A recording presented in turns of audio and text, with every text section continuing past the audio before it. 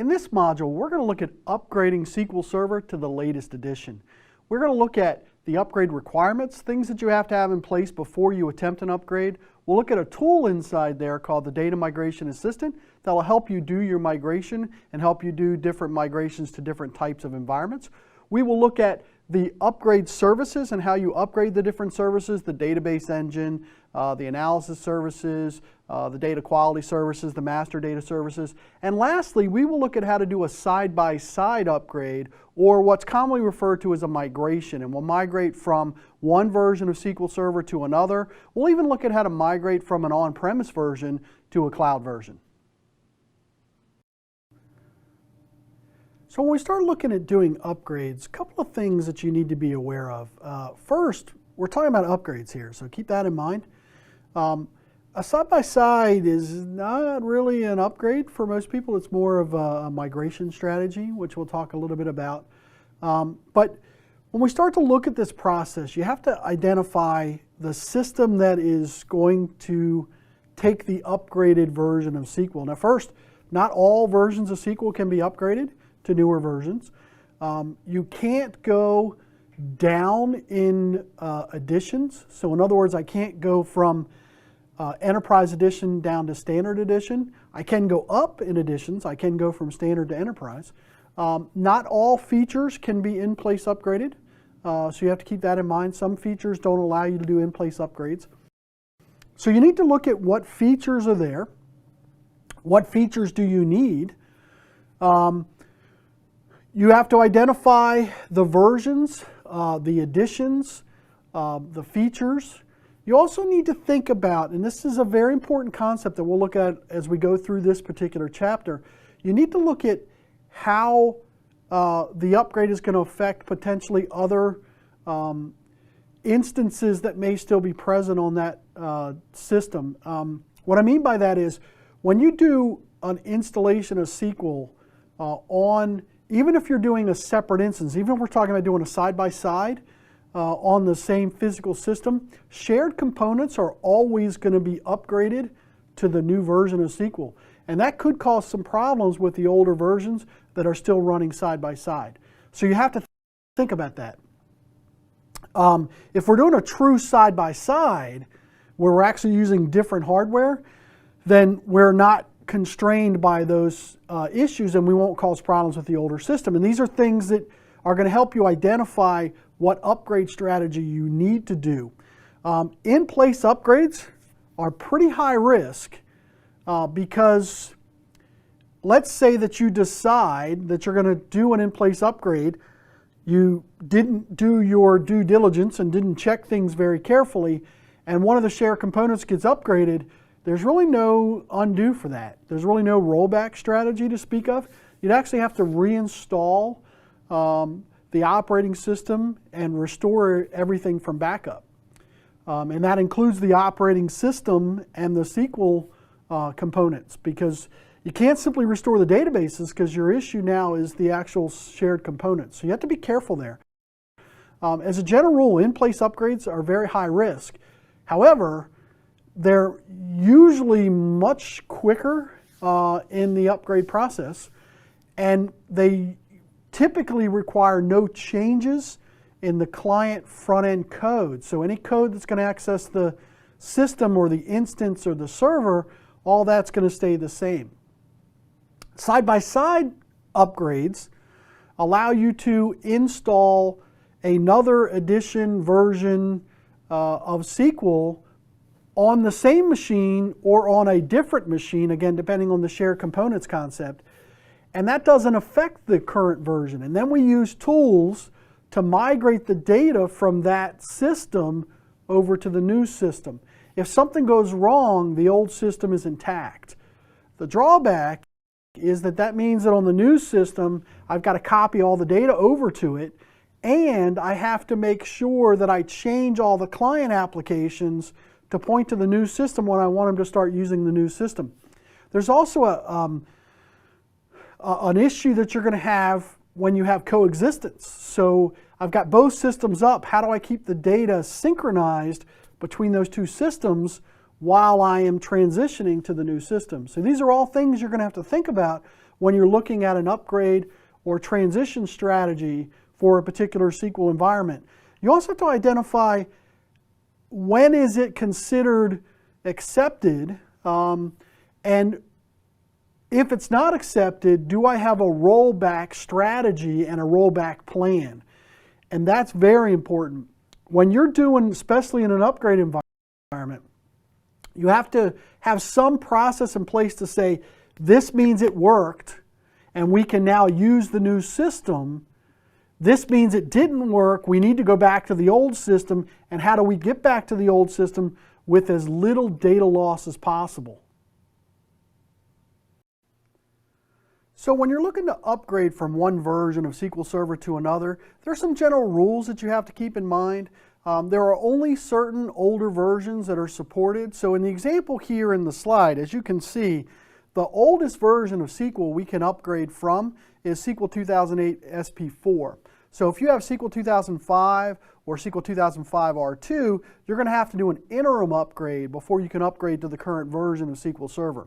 In addition, when we're doing upgrades of SQL Server environments, you can only upgrade to compatible versions or editions. And what they mean by that is you cannot go from Enterprise Edition down to Standard Edition.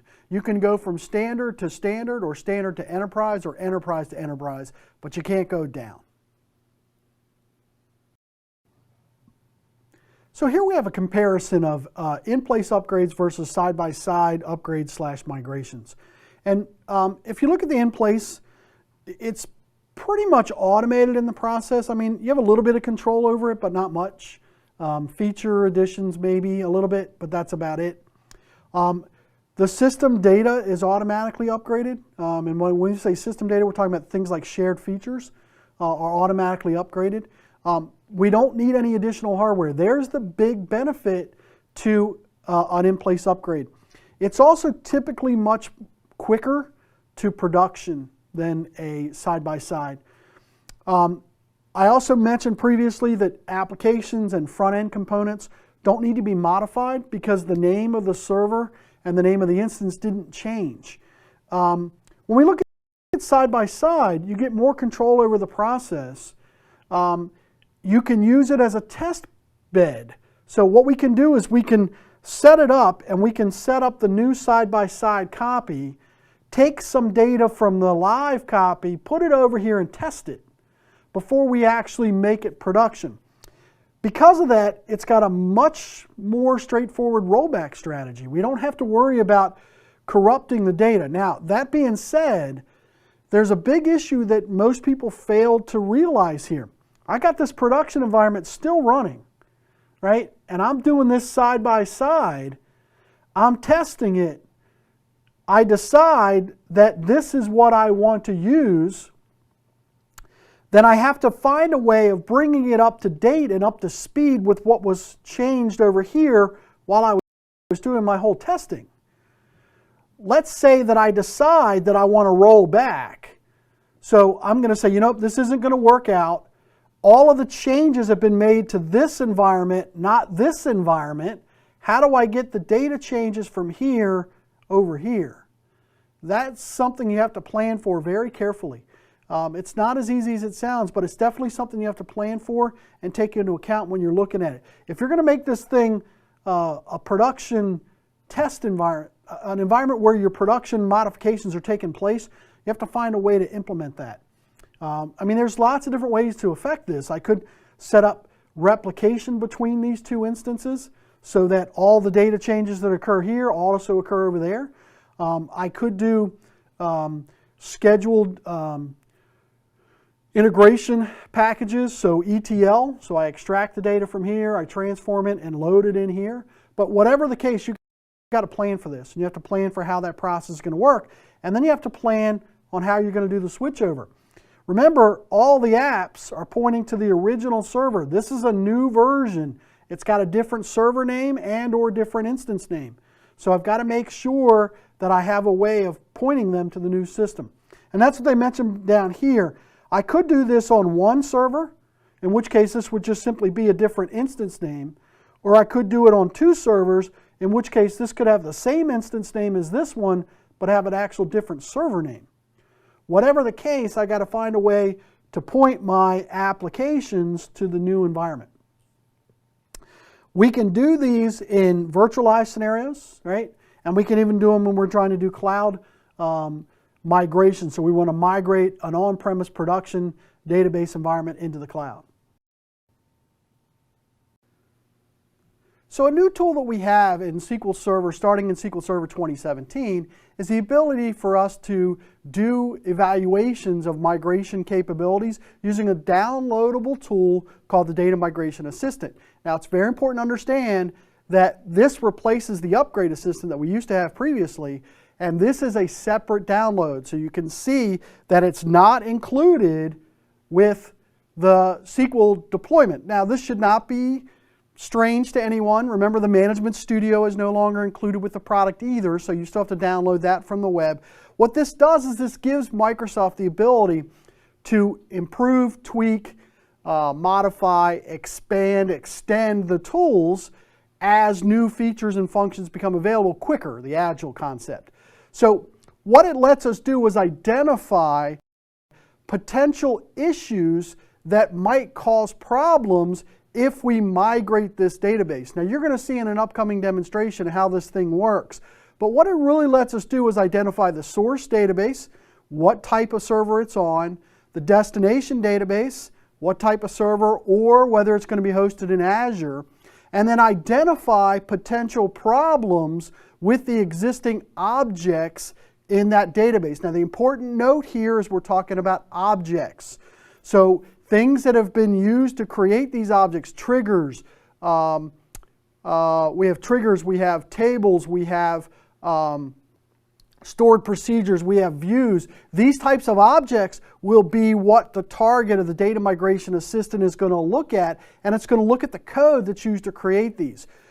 It cannot assess compatibility of client-driven code or client-side code or even saved scripts that you might have that run against the data because it's got no way of accessing those or accessing the code that's written behind them. So as mentioned previously, the Data Migration Assistant can't really check your client-side code. So the way that we can check client-side code is by using the Distributed Replay utility. What this will let us do is we install a server component and then we enlist client components, up to 16 of them, to replay their code against a specific instance of SQL Server. While that data is being collected, we can then view the information, look at the error messages that might appear on the client. In order to implement the distributed replay, you have to have a SQL profile or trace file. That trace file you will then load on each of the clients, and the clients will replay that workload, and you can then collect the activity that's occurring during that workload. In this demonstration, you're going to see how to download and install the Data Migration Assistant. We'll start by looking at the prerequisites. We'll look at how to download those prerequisites, and then you'll install the Data Migration Assistant. We'll look at the process for that. Then you'll look at how to use the Data Migration Assistant to evaluate compatibility issues with potential databases. We'll look at how to set the source, set the destination, do the compatibility check, evaluate the potential issues, as well as click on links to follow to see what those issues might be. In this demonstration, we're going to look at how to install the Data Migration Assistant. We're also going to briefly look at the prerequisites, which is the .NET Framework 4.5.2, which has already been installed, and we can see that by looking here at running the setup for the .NET 4.5.2 framework. You can see that it says we want to do a repair or do we want to do a remove, which means it already exists. So we'll go ahead and cancel that setup, and we'll go over here to downloading the Migration Assistant. This is the .NET Framework, so here's the Migration Assistant. So you can see when we go to this URL, here's the URL here, it's also in your text. We have the option to save it or run it. Now, for us, they're going to have a save it. You do that so that you can later on come back and rerun it if necessary, or if you want to copy it to different machines to run the Migration Assistant. One of the things that's kind of important to note is you're going to see in here, when we run the Migration Assistant, we can actually run that on different versions of SQL Server. So we're going to run it here. This machine is actually running SQL 2014. So we can actually install the Migration Assistant on different versions of SQL without having to back up and restore the databases, or possibly without even installing the newer version of SQL, because it might have compatibility issues with some of the databases we have, and a migration might not be possible. So we'll go ahead and run this assistant, and this is going to install it. We'll go through the wizard, accept the license agreement. You'll notice that when we click install, we get a UAC warning. That means you have to be an admin in order to run the installation. Once the installation is complete, you'll notice right there, normally we would click on this because we're going to launch it right away, but they want you to see the process here. So we finish, we'll minimize this. You'll see there's actually a shortcut on the desktop now. So we'll run that shortcut. That'll launch the Data Migration Assistant. And what this is going to give us the ability to do is a couple of things. First, let me bring this thing up in here, and we will bring it up and we'll make it full screen to make it easier to read. You'll notice right here we have a new project, so we can do it a couple of different ways. We're going to click here to get the new project going along.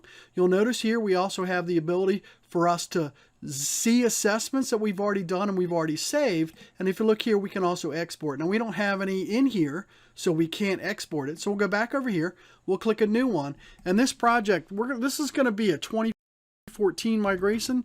So we'll type in 2014 migration. And the source is a 2014 SQL Server. You'll notice our source can only be SQL Server. That's really important. You'll notice that our destination, however, we're evaluating whether this database will work on Azure, SQL Server, another version of SQL Server, or Azure virtual machines running SQL Server. Now, again, those are two very different things. Azure SQL Database is just a database. An Azure virtual machine running SQL Server is a full-blown version of SQL Server, just like on-prem, but you're running it on somebody else's hardware. Now, these are going to be assessments, so it's going to look at the databases that we choose and identify whether there are any known or potential issues with the destination platform. You'll notice that we can also here click on migration, and that'll actually let us do the migration. And when we do this, we can either migrate the schema and the data. We can simply migrate the schema, where it'll simply create the database without any data, or we can just do the data. And you'll notice this is something similar to what we can do with backpacks as well. So let's go back to assessment. We'll go ahead and create, whoops, cancel that. Let's go back. Let's close that out. Let's start over again. Because what I did was I left it at the default, which was an Azure SQL database. We're not going to migrate it. We're not going to do the assessment to migrate to Azure. We're going to do the assessment to migrate to another SQL Server, specifically SQL Server 2017. So we'll say SQL Server there, click Create, and then you'll notice our options are looking at what the new features are, checking for feature parity to make sure everything works the same, but here we're specifically going to be a compatibility check, and you'll notice our target version. And there's the target versions we can use, 2012 all the way up through 2017. Also note we can do a test if we're going to run SQL Server on Linux, which is a new option that we have. So we'll click Next to run SQL 2017 on Windows. And then we'll connect to our server. So our server name is MIA-SQL. We're going to use our Windows login, and we're going to trust the certificate that the SQL Server already has to connect to that. That's going to connect to that server and show us all the existing databases. We're going to run compatibility test on the T-SQL and MDS databases to see if there are any problems to migrating those from SQL 2014 to SQL Server 2017. So I'll go ahead and click the Start Assessment button, and then I'm going to pause the video because you don't need to watch the paint dry or the little wheels spinning, and then I'll bring it back up once the assessment is complete. So as you can see, our assessment is complete. It's done the assessment on the MDS and the T-SQL databases that I added to the assessment tool, and we're going to focus on the T-SQL database. So you can see right here, there are some behavior changes between this release of SQL Server and SQL Server 2017. Specifically, as you can see right here, set row count will not affect delete, insert, and update statements on SQL 2014 and above. So if we have any objects that are created that are using those commands in an insert, update, or delete statement, then they will simply be ignored. You'll also note that they recommend using the top clause, and if I want to get more details, I can click this link here. That'll take me to the Microsoft Docs site, and in the Docs site you can see right there it's the same information indicating that the row count is not going to have any effect on insert, update, and delete statements. If I want to control that, I can use the top keyword instead to allow me to control those particular items. So we also have compatibility issues that might exist if we were going to SQL 2012. That's what 2014. 14 is SQL 2017, I'm sorry. So 13 would be SQL 2016. Again, same issue, the set row count. We can't use in insert, update, and delete statements, or as they mention here, DML statements, because that behavior will not be supported or is not supported in those versions of SQL Server. Now, once the assessment is done, we can export the report so we can save it and provide it to other people so they can see what some of the potential issues will be. So if we export the report, we can save it. You'll notice it's in a JSON file. So we have the ability to do that. When we're done with it, we can simply close the Data Migration Assistant, say yes to exit the assistant, and that will finish our process. So you can see we have a tool now, the Data Migration Assistant, that'll let us evaluate databases from SQL 2008 all the way up to SQL 2017 to determine if there are some known compatibility issues with other versions of SQL Server before we attempt to migrate our data. In this demonstration, you got to see how to download the Data Migration Assistant. You got to see how to install the Database Migration Assistant. You got to see how to run it, and as well as how to evaluate some of the problems that it identified. So when we start to look at certain features of SQL Server in previous editions and whether they can be upgraded, we're going to start by looking at analysis services. So SQL Server Analysis Services, SSAS. It is supported for an in-place upgrade.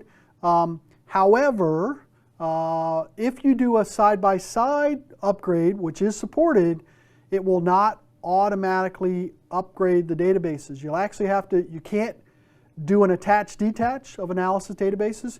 You actually have to do a backup and restore of the analysis databases. And the target server that you want to upgrade, either in a side-by-side upgrade, has to be configured for the same mode. So either you have to configure it as tabular mode, analysis services, or multi-dimensional mode, but it has to be exactly the same. Otherwise, when you attempt to restore the database, the restore is going to fail. So the main focus of this course is on the database engine, and upgrading the database engine is fully supported for in-place upgrades, and everything gets upgraded and everything gets converted and all your objects exist in the new instance. A side-by-side is supported, but you have to understand that it's not going to migrate the objects from the original instance. In other words, things that are stored in system databases. In the master, we have logins, we have database properties that are configured, we have metadata about the databases, we have link server configurations. None of those things are going to be migrated automatically in a side-by-side migration. You'll have to configure a process to get the objects from that environment. Jobs, things stored in the MSDB database. So SQL Server agent jobs, operators, alerts, those are not going to get migrated automatically. Server level triggers, those are stored in the master as well. Integration packages, those are stored in the MSDB database. The MSDB database is not migrated. It's also important to note that the model itself is not migrated. Now that's easy because I can actually back up the model from one database and one instance and restore it to another, but the other ones I really can't do backup and restore to get the data. Reporting services, if you have a reporting services instance, the encryption keys from the one instance are not migrated to the other. The master keys, essentially, they're stored in the master database. So objects and things from system databases, you'll have to configure a process to migrate those objects. And there's several ways to do this. I can go into the objects and create a script to migrate them. I can get the IDs of the objects and recreate them by hand. So there's a lot of options that we'll look at as we go through this. No matter which method we choose to get the objects to the other environment, after the upgrade is done, we need to make sure that we update the stats on all of the user databases so that the new SQL instance knows what indexes are present, what objects are present, and how to build query plans effectively. So to upgrade the data quality services, if you've implemented it, you can do it either as an in-place upgrade or as a side-by-side. No matter which method you choose, just remember that the DQS databases really has no magical functionality. They're just like any other user database. So the same rules apply to the DQS database, to the data quality services database that would apply to any other user database. You have to manually upgrade the schema after you upgrade the database. It's important to note, when you do backup and restores, when you upgrade databases, the compatibility level is going to stay to what they were when they were originally created. So you're going to have to do this schema update as a separate step. Now the text in your, the information in your text is transposed a little bit. So it's the DQS installer that you have to run to update the schema for the new data quality services. So DQS, data quality services installer, is what you run. It's also important to note that all of your instances have to be upgraded using that DQS installer separately. So you have to do that for every single instance that you've upgraded to the new version of SQL Server. So if you have a SQL Server that's running integration services, which we typically call SSIS or SQL Server Integration Services, you can't do an in-place upgrade and upgrade the SSIS components. So what you have to do, if you want to upgrade those components, you have to do a side-by-side upgrade or a side-by-side migration. If you do a side-by-side migration, it's going to behave a little differently than if you do a just a migration of the packages from the SSIS environment from the old version of SQL Server. So you have to look at the properties of the different environments. No matter what, when you upgrade, it will not update the packages to the latest SQL format.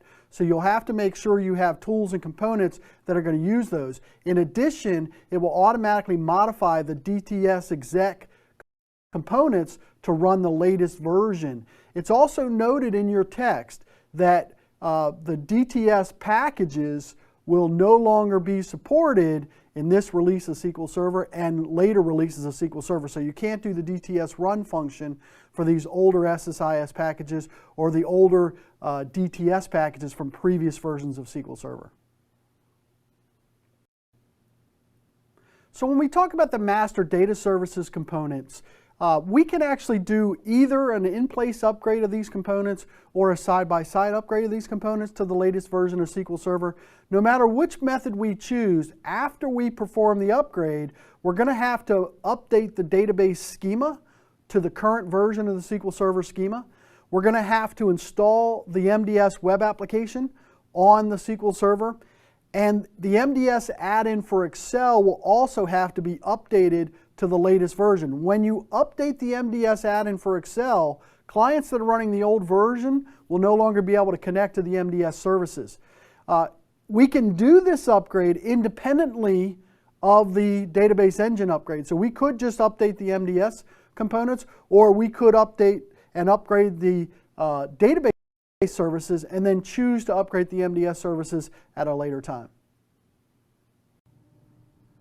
So when we talk about upgrading Power Pivot for SharePoint, in-place and side-by-side upgrades are supported. Remember that this is essentially analysis services for SharePoint, so it really depends on SharePoint functionality. So when we do this upgrade, the exact procedure and the exact steps are different depending on whether it's in a SharePoint 2013 farm or whether it's in a SharePoint 2010 farm.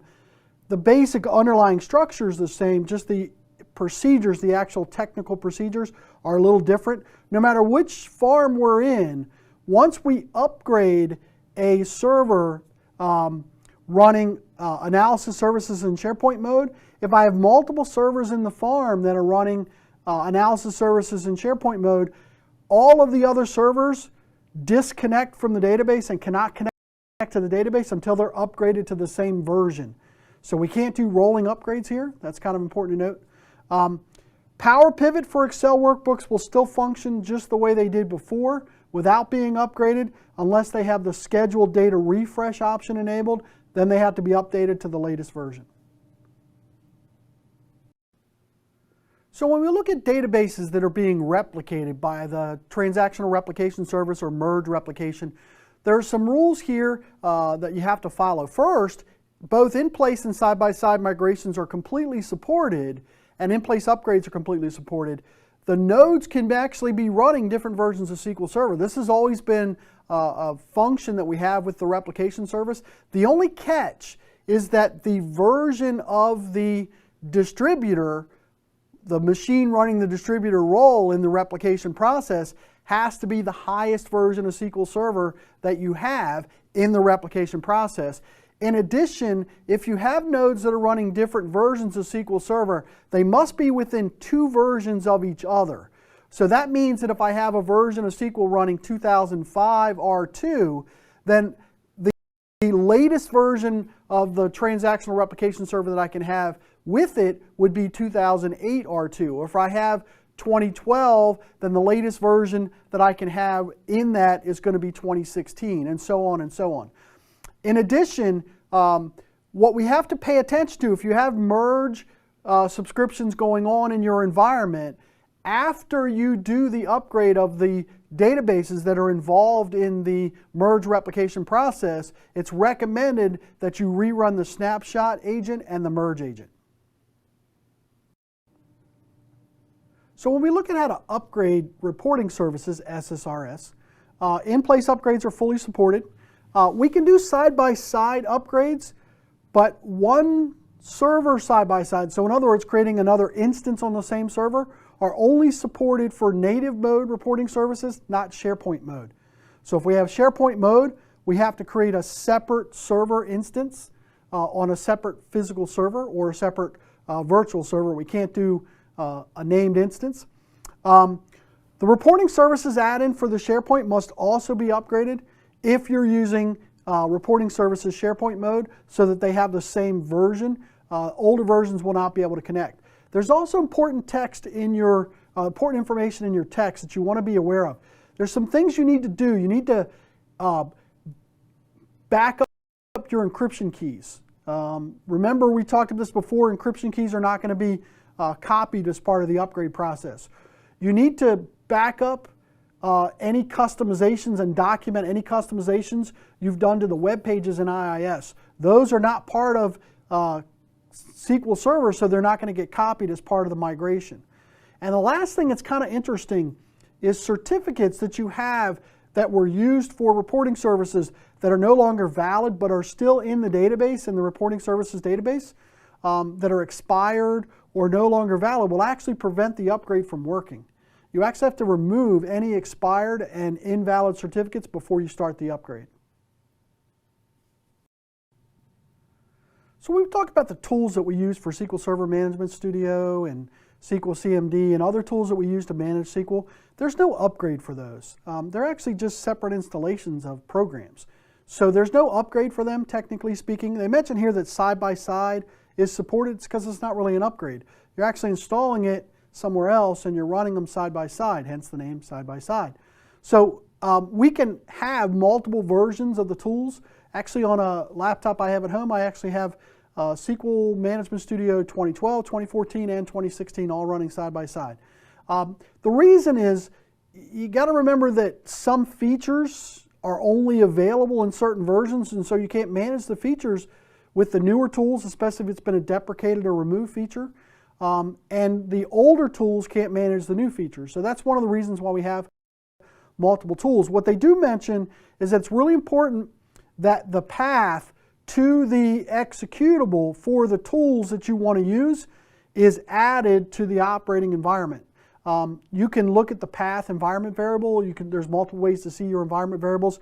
Probably the easiest way is to open a command prompt and type set and hit return, and that'll tell you all your environment variables. You want to look at your path and make sure it points to the tools that you're going to use so that when you go to run the tool, it's able to access the environment.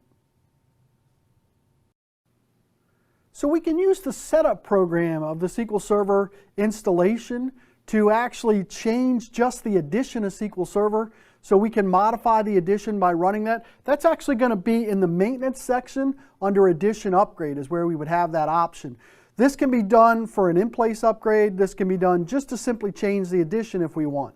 Now, it's important to note when you're doing these upgrades, you cannot change the features that are installed with each of the different versions or additions. For that, we're going to have to do a custom installation. You can also do an upgrade by running the command line setup.exe with the appropriate switches. In this demonstration, we're going to look at how to do an in-place upgrade from a version of SQL Server 2014, using the upgrade wizard. In this demonstration, we're going to look at how to use the SQL Setup Wizard to upgrade an existing instance of SQL Server. So here's our setup information. So I'll launch the setup program. We'll say yes to the UAC.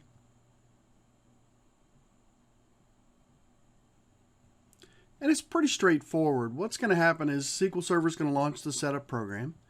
Once the setup program launches, we're going to go to the installation option. And you're going to see that there's actually an option here to upgrade from a previous version of SQL Server. Now, as we mentioned previously, you have to make sure you have the appropriate version. For example, you cannot do an in-place upgrade of SQL 2005. So you have to make sure you are within the required environment. So right here, we're just going to do the free edition. We're not going to try to enter a product key. We have to accept the license terms. You should actually read those.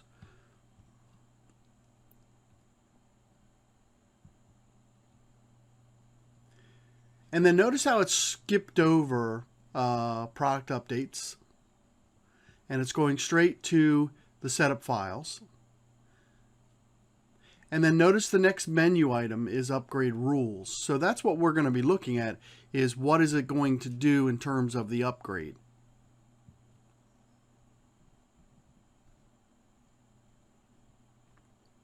So it's already gone through the upgrade rules, and then it's going to look at what instance of SQL Server that we want to upgrade. We want to do an in-place upgrade for. Now we want to do the SQL Server instance, so we'll do the drop down here. Now it's important to note some of the different options that are available.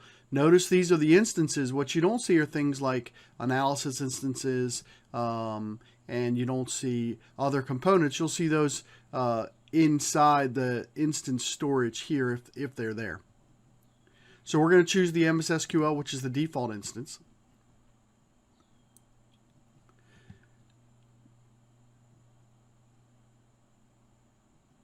Now reporting services has a little bit of an issue. So you can see right here that upgrading SQL Server will automatically uninstall reporting services. It's actually implemented in a different way now. So, and SharePoint integrated mode is completely gone. So if reporting services is installed, you have to tell it to go ahead and uninstall the reporting services.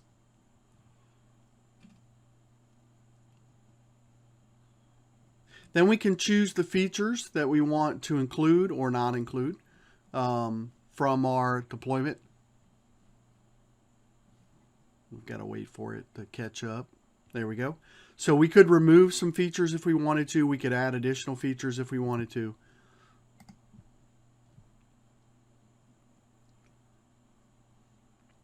And then in the instance configuration, that's going to be the original instance name. This is the name we want it to have after the installation. So if we wanted to change the name, we could change the instance name.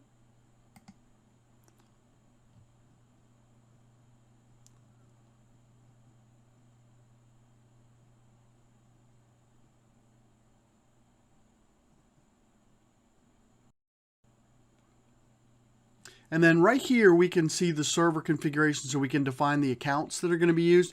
This is going to show us the accounts that are already being used. So you see right there, it says automatic startup type, and you'll notice the accounts have already been set because they're working off of an existing installation.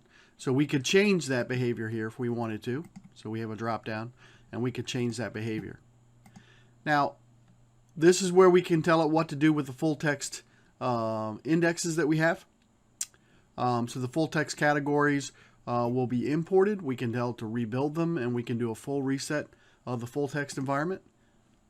Now at this point, what's going to happen is it's going to stop the options because you can't use an eval copy of SQL Server to do an upgrade. So see that right there? The feature upgrade failed, and that's because you can't use, if you look here, it'll actually tell you that. You can't go from an Enterprise Edition to an Eval Edition. So, but that's pretty much how the wizard works, and that would be what you would do to do an in-place upgrade of SQL Server. In this demonstration, you got to see how to upgrade from a SQL Server 2014 version using the SQL Server Upgrade Wizard.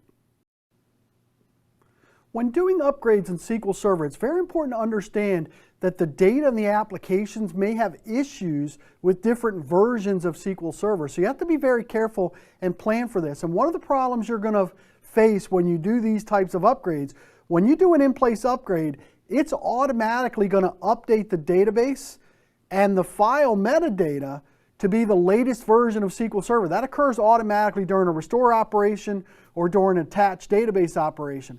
So what that means is that database is no longer compatible with older versions. It's also important to note that they mention here is that you can only upgrade databases. You cannot downgrade them to an older version.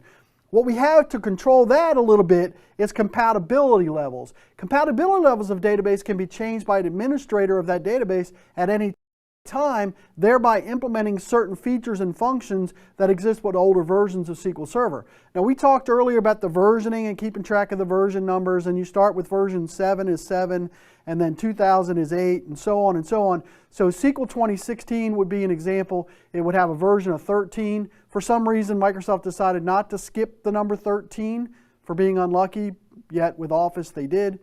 But with SQL they did not, and SQL 2017 is version 14. SQL 2012 is version 12. So you can see those numbers go up, and that's how we keep track, and that's where we set the compatibility level. You add a 0 to the end of it, so it would be 140, 130, 120, 110, and that can be changed at any time on a database. Generally, we would do that to make it work with older client applications while we figure out a way to upgrade or update the old client applications. So when we upgrade a SQL Server, it's going to upgrade our system databases. But when we want to do a side-by-side migration, we're going to install a new version of SQL, but now we've got to get our user databases over to the new location. So there's some things that you have to keep in mind before you migrate user databases. The first thing that you want to do is run the Data Migration Assistant to check for any compatibility issues that might be found prior to doing the migration, and we used this tool previously. You also want to run dbcc checkdb to make sure that the database doesn't have any problems with page allocations or extent allocations or any issues with the way data is mapped within the data set. You want to make sure that auto growth is on for the data files and the log files to make sure that there's going to be plenty of room to expand the database if needed in order to migrate it. You can turn these off after you do the migration of the database, but you need to make sure they're on before the migration. You want to make sure the stats are up to date. The easiest way to do that is to run the update stats on that particular database, run sp update stats. That'll get the statistics up to date for the information in the data files, and make sure that you have a current valid backup. Nothing's more frustrating than trying to do a migration of a database, finding that you can't get the database over, and then finding that you can't get back to the old version because something's happened during the migration process. So always make sure you have a valid backup of the database prior to doing any migration. So when we look at upgrading or migrating databases, one other method that we have is the backup and restore option. One of the big advantages of backup and restore, if you remember, we talked about upgrade paths. You currently can't upgrade from SQL 2005. So if you have 2005 databases out there, the only way to get those from an old version to a new version is backup and restore or attach DB. So we have to use one of those two methods. The big advantages of backup and restore is backup only includes the actual data. So any extra free space that's in the database won't be included when we actually do the backup of the database. It only backs up the actual data. Backups can also be compressed. We could also do this in an incremental phase. So we can actually use log backups to back up from one database, from the current database, to the new environment and incrementally apply those log restores to make sure that we keep the database in a consistent state, and we can do checks along the way. Another advantage of that method is that it can minimize the downtime of the source database. What people fail to remember when they're doing migrations here is that when we want to migrate a database, we need to get it at a particular point in time. So we need to make sure there can't be any more changes in the database while we're doing this migration. However, if we choose to use log backups and log restores, we can back up the database, restore it over here, and then back up the log, which is going to capture all the changes that occurred since the backup and restore those over. So we can actually minimize the downtime of the database. When we get to the final log, we'll have to take the source database offline so that there aren't any more changes, that we get the final snapshot. Again, we talked earlier about transactional replication. That resolves almost all of these problems about the out-of-sync timing of the two databases. We also have some issues that don't really work well when we have to deal with backups and restores. The biggest thing is going to be the timing of this. One of the things you have to understand when you're backing up databases, when you talk about how long does it take to restore a database, you have to include the time to back it up, the time to copy the backup files, and then the time it takes to do the restore. So the database is going to need to be offline during that entire time period if we're simply using the full backup strategy for this. There's also the disk space required for the files, and you have to, again, maintain some kind of consistency in the data. And what most people prefer to do is to take the database offline, prevent client access to it while we're doing the migration, but that doesn't always work. We can't always do that. So we talked earlier about e-commerce databases. We can't really do that. So we'll have to resort to things like the transaction log, backups and restores, or transactional replication. So another option of getting a database from one instance to another in a side-by-side upgrade is using the Detach Attach method. Now, we can do this for upgrades from SQL 2008 and later. The big advantage here is that it's quick. When I detach a database from a SQL instance, what it does is it removes the existence of that database from the master database, but doesn't do anything with the data files themselves. They're now no longer part of that SQL instance, and I can simply copy them, move them, use a SAN clone for them if I'm using a SAN, or simply point the new instance to the files. If I'm doing a side-by-side on a one server, I can simply point the new server instance to that particular set of files. When you detach a database, it's a clear-cut no more client access to that particular database. So you don't have the issue we talked about before with backup and restore where changes could still be occurring to the source data. Copying the data files, if I choose to copy them, gives me an easy rollback point. If for some reason when I migrate over to the new environment things don't work out well, all I simply do is go into the old instance and reattach the database. However, once we attach that database once we attach those data files to a new instance, the metadata is upgraded to the new instance. So there's no way of then detaching it from SQL 2016 and then reattaching it to SQL 2014, 2012, or earlier versions. If we're doing the copy option, large files can take up a lot of space and can take a long time to copy. They mentioned down there the downtime is going to be detach time, which is probably about 20 seconds, transfer time of the actual files, and then attach time. It's the copying of the files that's going to take the longest time unless we're doing things like SAN clones.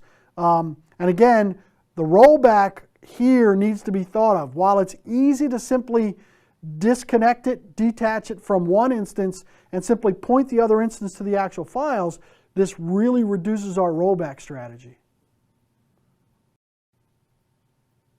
So another way of getting a database from one instance to another is the Copy Database Wizard. What's kind of interesting with this tool is it actually gives you the ability to do a Detach Attach option that we talked about previously, but through a wizard.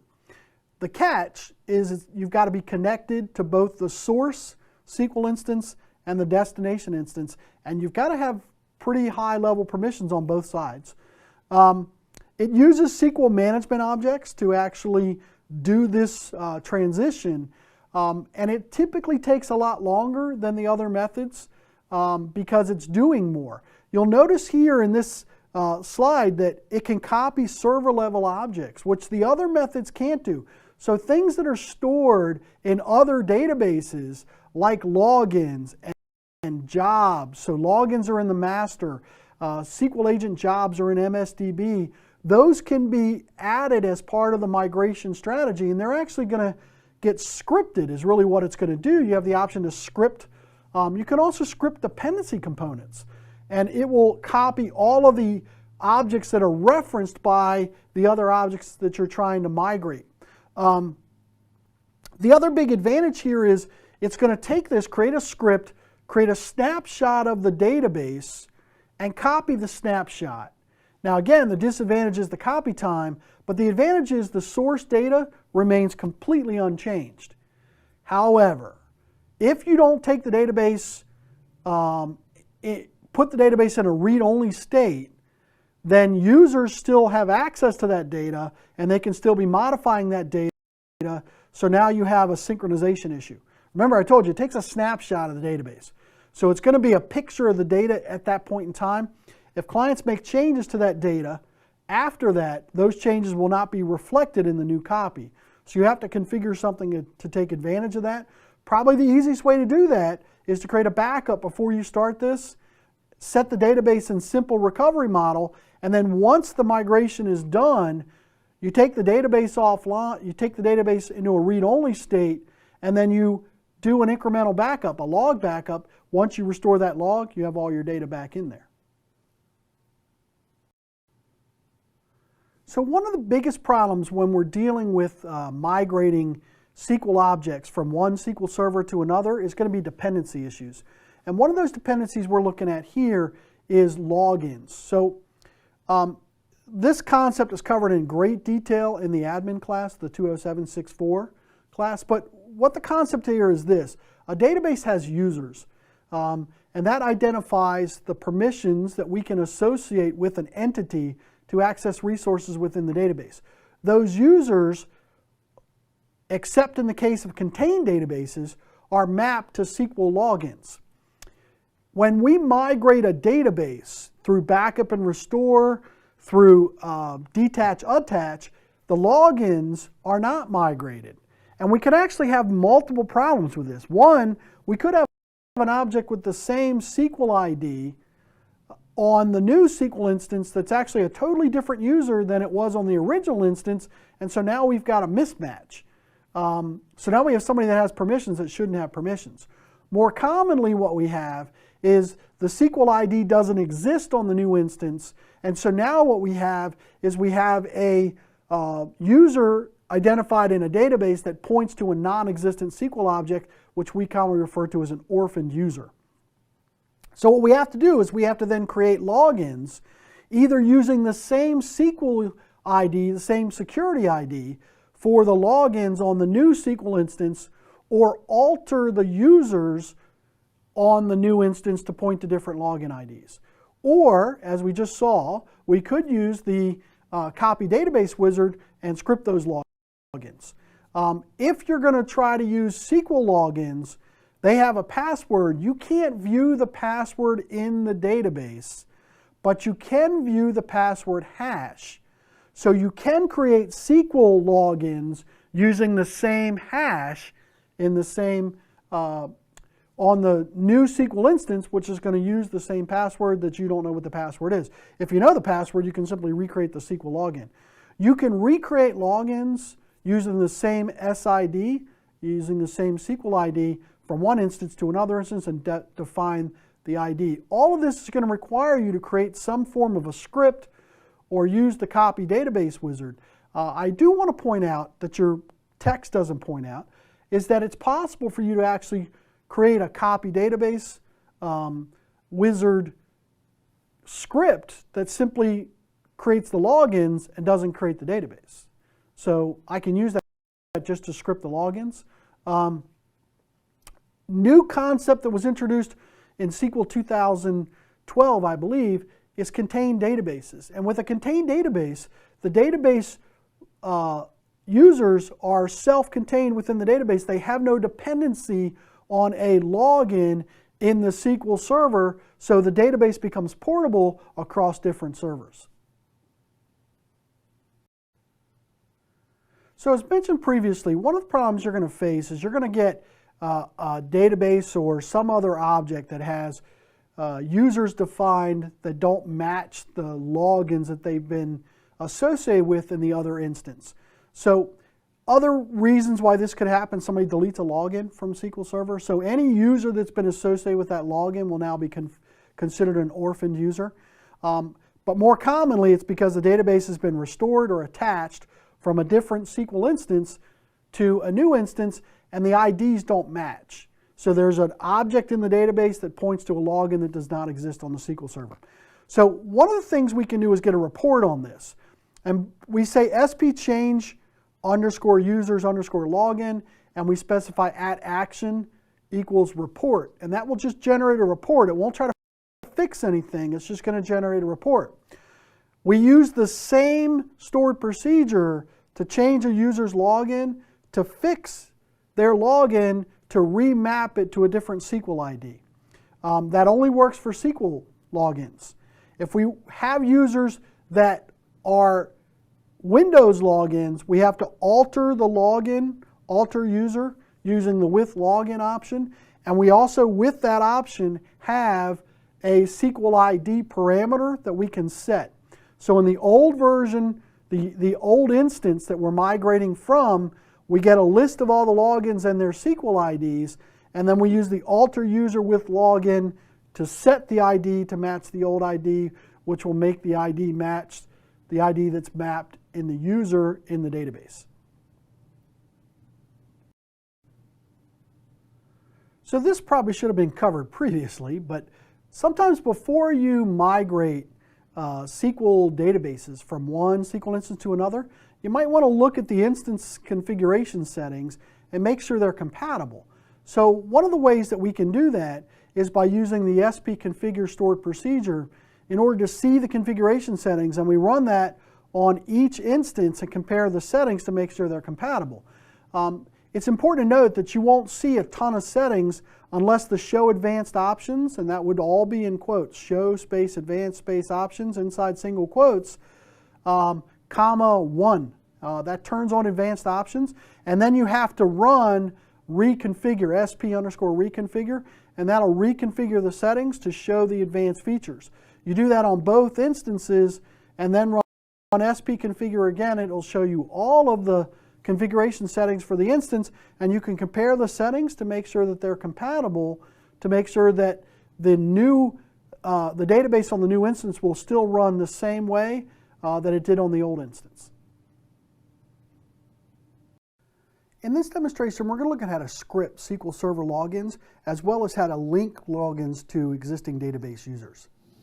In this demonstration, we're going to look at how to export or script logins from one SQL Server instance so that we can bring them into another instance. If you have SQL logins that have been created, they have passwords, and those passwords are stored in a hashed format. You can't view the passwords, but you can export the accounts, script them essentially with the hash, and then create them in the new SQL instance using the hashed password value, so the users will still be able to log in with the same password. So the first thing we're going to do is create two logins, one called Demo Login 1, one called Demo Login 2, and logins are always created in the master database. Once we create those logins, we will run this script here, and that will show us that these logins exist. And if we scroll all the way out to the right, you're going to see the hash of the password. So we'll scroll out here. There's the hash. That is only part of it. There's actually more to it. So there is the password hash. All right, so now what we're going to do is we're going to create user accounts that match those logins. So we're going to map the logins to user accounts. So we will create those users in the T-SQL database, and if we run this script, this will show us that the users exist in the database, and they've been mapped to these SQL, you'll see eventually, the SQL IDs right there. So now what we want to do is in the Object Explorer, we will expand the logins. So we'll come down in here to Security, and we'll click Logins, and we will right click on Demo Login 1, and we will script the login as Create to a new query window. And you'll see right here, here is the create, and you'll notice this value right here, it's going to create a password, and that password does not match. If you look in here, the generated script, that password does not match the password, the hash value that's currently in the database. So instead what we're going to do is we are going to write a script called concat. We're going to run a script that has concat. Concat is a function from SQL Server 2014 that allows us to add a bunch of items together, and we're going to grab the login name, and then we're going to put on with password equals, and we're going to convert the password hash property of the user into a variable character 256. And then we're going to specify the hashed ID, and again we're going to grab the security ID of the user, and we're going to bring that in from the syslogins table for demo login 1 and demo login 2. And so now when we grab this and we execute that, you can see right here, if we open this all the way up and we look at that hash value, we are going to see the hash value that was the same as the hash value that was created in the user. Now that we have this dynamic SQL, if you will, we can simply take this command output, save it, and then run these two scripts in the new instance, and it'll create the SQL logins, demo login 1, demo login 2, with the exact same password that they had in the other instance. In this demonstration, we got to see how to script SQL logins, as well as how to link existing users to scripted logins and to existing logins that we're going to create, or logins that we're going to create as part of a SQL migration process.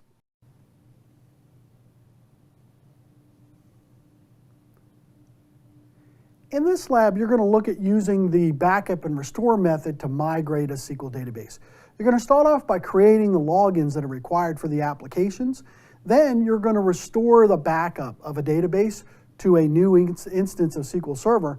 And then lastly, you're going to look at how and you're going to implement the processes for resolving orphaned users, and you're going to modify the compatibility level of the SQL instance. This lab should take about 45 minutes.